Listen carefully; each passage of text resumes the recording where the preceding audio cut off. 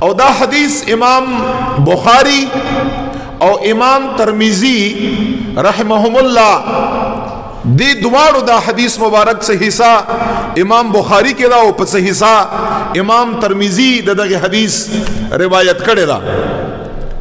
او دا دغه حدیث راوی دا حضرت سیدنا سہل ابن سعد الساعدی رضی اللہ عنہ چډیر یو جلیل القدر صحابی دی گورے واورے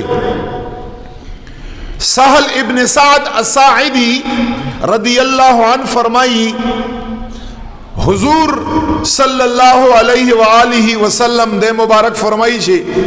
حضور مبارک پا یو موقع باندے او فرمائل اگا الفاظ یادا دی ویچے اے زما امتیانو ما ہوتا تا دا حدیث وائی چے کم یو شخص او امتی د زما او انسان مالا د دو شیانو ضمانت راک نبی علیہ السلام فرمائی د دو شیانو ضمانت حضور مبارک فرمائی دغی انسان لذت جنت ضمانت ورکوما دا ډیرا لوی خبره ده چې په جنت باندې ستا ضامن څوک جوړ شي رسول کریم آقا علیہ الصلوۃ والسلام مبارک سہل ابن سعد فرمائی مونږ په اووی چې هغه دوه شیان بس شي پیغمبر علیہ السلام مبارک کو فرمایل چې هغه دوه شیان داوی اول نمبر چې کوم یو انسان مالا د دو د جامو په منځ کې چې کومه ټوکړه د ټوکړه د غوخي د دو جامو په منځ کې چې هغه ته جبه ویل کږي حضور مبارک فرمایي چې کوم یو انسان مال د دې ضمانت راکا چې دا به غلطه نه استعمالي حفاظت بیکا دویم نمبر د دو د خپو په منځ کې د دو د پتونانو په منځ کې چې د انسان کومه شرمګاه حضور مبارک فرمایي شرمګاه د انسان د خزي د سړی نبی علیہ السلام فرمایي مال چې څوک د دې ضمانت راکا چې دا په حرام طریقه باندې نه استعمالږي حضور مبارک فرمایي دغه دو شیو ضمانت مال راکړه زبانم په خپل ژوند کې په حفاظت کې اوساته غلط یمی استعمالوا خلق په دې باندې ما خفا کوا خلق سره په دې باندې ما جدا کوا او د دو د خپو په منځ کې شرمګا داغي مال حفاظت راکا چې په غلط ځای کې به هغه نه استعمالږي چې هغه ته زنا او لواطت ویل کږي نبی علیہ السلام مبارک فرمایي ما تاسو ته اعلان دی دا انسان د پورز د قیامت باندې مان جنت واخلي دغه انسان د پاره زده جنت ضامن نبی علیہ السلام فرمایي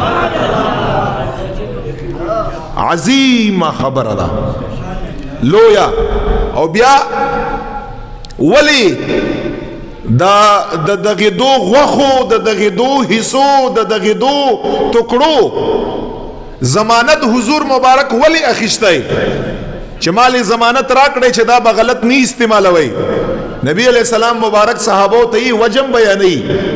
صحابو ته یې چې تاسو ته اصل کې پته نشتا وی چې تاسو ته دا ولی دا پته ارتشتا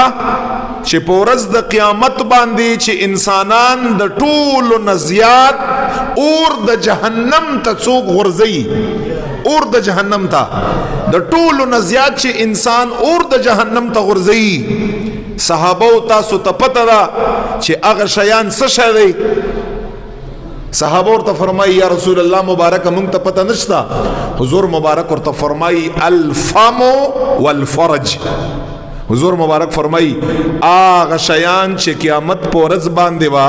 دو ټولو نزیات خلق اور د جہنم تا غرزئی حضور مبارک فرمائی آغا دو شیان دی یو جبدا و یو د انسان شرمگاہ الفمو خلا یعنی زبان والفرج او یو چې د انسان شرمګاه ده. دا هغه شیان دي چې په ورځ د قیامت باندې دا په دنیا کې غلط استعمال شي په حرام طریقه باندې. نبی علیہ السلام فرمایي په ورځ د قیامت باندې چې ټولو نه زیات خلق اور د جهنم ته غورځيږي. سببونه وجب یا دغه دوه شیانی چې یا به خلا غلطه استعمال کړي او یا به خپل شرمګاه حفاظت نی کړي، الله به اور د جهنم ته اچي. ځکه صحابه ته پیغمبر علیہ السلام او فرمایل مال تاسو د دغه دوه شیانو ضمانت راکړئ چې غلط بینی استعمالوي. حضور مبارک فرمایي زه دغه انسان له د جنت ضمانت ورکوم.